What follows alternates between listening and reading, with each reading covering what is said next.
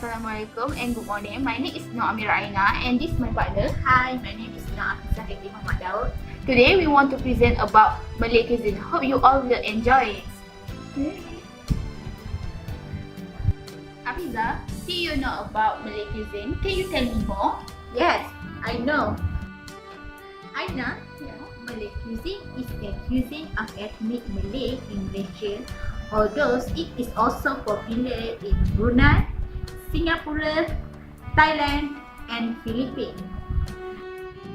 Different Malay regions have their own unique dishes. For example, Terengganu, Nasi dagang, Kelantan, nasi kerabu, Pahang, gulai tempoyak, Kedah asam laksa, and Brunei, I don't know. Ambuyat dish. Topography of the Malaysia. There are two major parts to this country. Peninsula Malaysia to the west and the East Malaysia to the east. In Peninsula Malaysia is a mountainous peak known as Banjaran Titiwasa run from the Thai border southward to Negeri Sembilan. As a considered part of inferior of Kelantan, Terengganu and Pahang is also mountainous and contain the higher peaks in the Peninsula Gunung Tahan. As the result of configuration of the country and heavy rainfall, there are many rivers which form the main artery for the trade and travel. The longest of these rivers is the Sungai Pahang and followed by the Sungai Perak. River of Sarawak and Sabah are longer than those of the peninsula. The longest is the Rajang of Sarawak, which is navigable for small coastal steamers as far as Kapit. One of the most prominent mountain ranges in Sabah is the Kronker Range, which separates the narrow lowland of the northwest coast from the inferior. The Kronker Range culminates in the Gunung Kinabalu, which is the highest mountain in the Malaysia and Southeast Asia. In Sarawak, the two highest peaks are Gunung Murut and the Gunung Mulu, which also boasts one of largest natural caves in the world. About 4/5 of Malaysia are covered by tropical rainforests. Rice cultivation is a practice throughout the peninsula, but the main and traditional centers are the state of Perlis, Kedah, and mainland Pulau Pinang. Most of the larger rubber and oil palm estates are located on the west coast of the peninsula, as are also the national made tin deposit. Malay food derived its flavor from the use of spice and local ingredients. Some of ingredients used by the Malay in the Malay cuisine are lemongrass, in Malay serai, type of grass with lemony aroma and flavor. The tender white part closer to the base of the stem is thinly sliced and eaten raw in salad or pounded by other aromatic to make a rempah. It also used whole in a boiler and simmered dish. Second is pandan leaf. The subtle aroma is released when the leaves are bruised by tying one into a knot and used for cooking curry, rice and dessert. The leaves also can be used into warm items like rice, chicken or fish for cooking. Third is turmeric, known as a kunyit in Malay, as a reason popular for its flavor as well as the color properties. The leaf and the flower of the turmeric plant also used in cooking or eaten raw. Next is turmeric in Malay Asam Jawa, especially the paste like palm extract from the fruit pod which contribute a tart flavor to many dishes. Chili pepper. Both fresh and dry chili are used. Chili come in several sizes, shapes and even color. Two types of chili. First is the bird-eye chili, small in size and extremely pungent and very hot. A longer variety which tend to be a lot milder. Second is a green chili, are more peppery in the taste, while red chili, green chili, which have been left to ripen. Belacan. It is a type of shrimp paste which is pressed into a block and sun-dried. Belacan is most commonly pounded or blended with local chili pepper, shallot, and lime juice to make the most popular in Malaysia, sambal belacan. Belacan is also crumbled into the ground spice paste called rempah, which will usually include garlic, ginger, onion or shallot, and fresh or dry chili pepper. The coconut. Another essential feature of Malaysian cuisine, in which all parts of plant are used for culinary purpose. The white flesh part of the coconut endosperm is grated, shredded, and used as its seed, or toasted until dark brown and ground to make kerisik. Grated coconut flesh also squeezed to obtain coconut milk, which is used in several dishes and desserts. Coconut oil is used for cooking and comestic purpose and may be obtained either from processed dry coconut flesh or extract from fresh coconut as a virgin coconut oil. Coconut water, as a clear liquid found inside the cavity of each coconut, is a popular cooler in Malaysia's hot and humid climate. Dry seafood products contribute a severity of flavour of some Malaysian dishes. Small dry FGs, known as ikan bilis, are very popular. It acquires a very crispy texture when deep fried, and it serves as sambal relish in this capacity. Ikan bilis is also boiled to make fish stock. In fact, instant ikan bilis stock granules are popular seasoning in modern kitchen. Nasi dagang. Berikut resepi untuk membuat nasi dagang. Bahan-bahan yang diperlukan: 500 gram beras dagang dibasuh dan ditoskan, 1 biji halia dihiris nipis, 1 biji bawang besar dihiris nipis, 1 sudu besar halba, 400 ml air, 150 gram beras pulut direndam selama 1 jam, 90 ml air, 1 sudu besar minyak masak, 2 sudu besar santan dan garam secukupnya. Bahan untuk membuat gulai ikan tongkol: 1 ekor ikan tongkol, sedikit minyak untuk menumis, 1 batang serai diketuk, 1 biji halia sebesar ibu jari dihiris, 2 biji cili merah dibelah 2, 12 biji cili padi dan 1 sudu besar air asam jawa. Bahan untuk dikisar: 2 biji bawang merah, 5 ulas bawang putih, 1 biji halia sebesar ibu jari, 1 biji lengkuas sebesar ibu jari, setengah sudu kecil kerisik, 2 sudu kecil cili boh, suku sudu kecil serbuk kunyit, setengah cawan serbuk kari, 1 cawan santan pekat, setengah cawan air dan garam secukup rasa.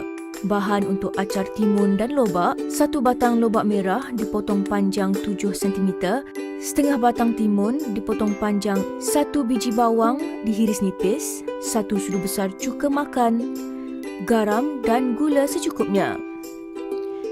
Cara menyediakannya: mula-mula sediakan nasinya. Campurkan beras dagang bersama halia, halba, bawang besar dan air.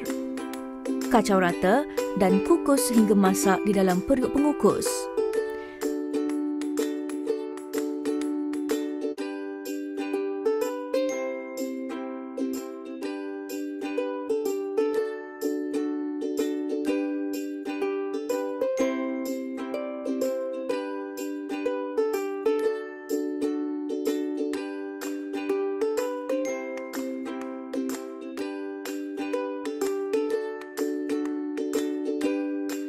Setelah masak, ketepikan dahulu.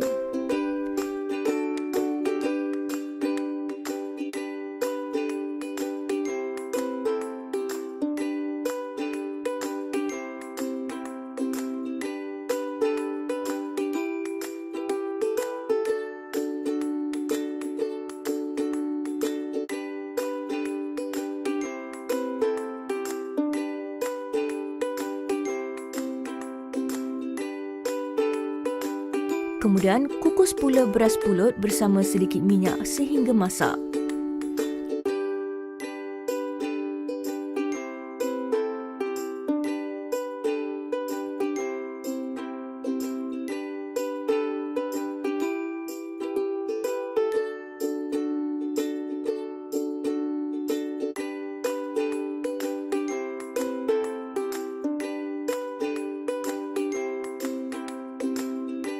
Setelah masak, Satukan bersama beras dagang tadi dan kacau rata.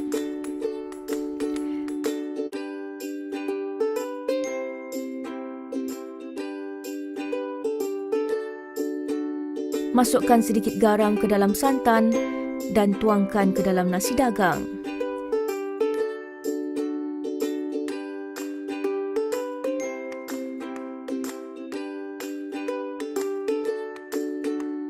Gaul rata.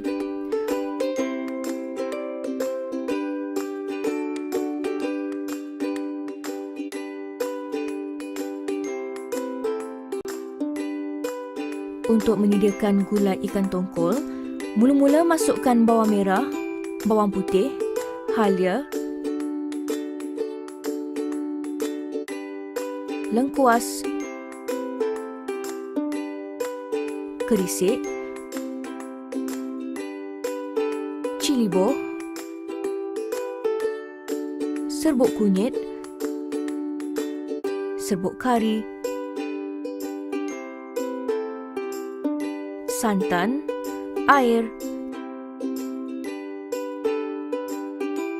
dan garam ke dalam mesin pengisar. Kisar sehingga halus.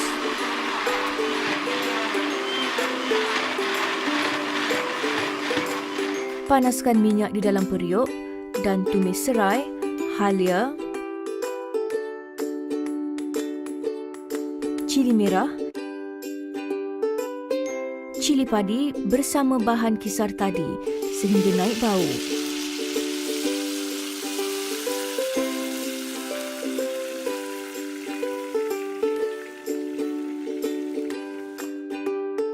Setelah naik bau, masukkan garam dan ikan tongkol. Kacau rata dan renyah sehingga ikan masak.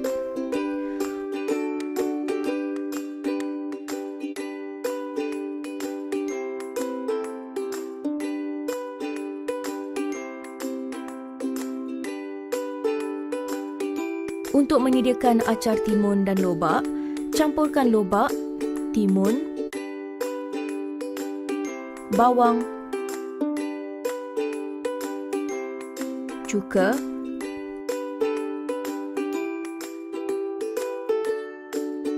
garam dan gula di dalam mangkuk. Gaul rata. Untuk lebih enak, simpan di dalam peti sejuk sebentar. Hidangkan nasi dagang bersama gulai ikan tongkol serta acar timun dan lobak. Different Malay regions are all known as their unique and or signature dish. Pahang and Perak for their gulai tempoyak.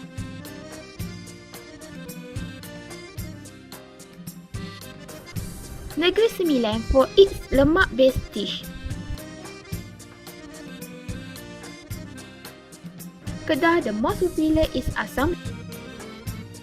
Melaka is most popular is a spicy asam pedas. Most popular in Terengganu is nasi dagang and keropok ekor. And lastly for Kelantan, nasi kerabu and akok. General characteristic of the traditional Malay cuisine is usually use spice.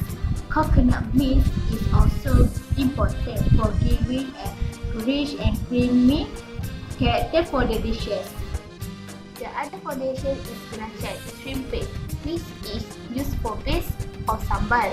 A rich sauce or condiment made from belacan is chili paste, onion and garlic.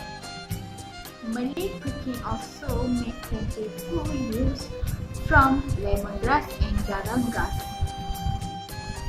In addition, the other character in Malay food is eating delicately with the right finger or right hand, never with the left, which is used for personal absolution, and Malay rarely use utensils. Conclusion: as we know, there are a variety of food in Malay cuisine. It all comes from a different nation, but together into one. All people can taste food from various ethnic groups. From the main course to the dessert, which we can experience a variety of tastes like sweet, bitter, sour and spicy.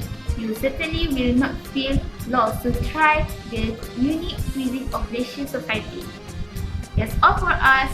Bye!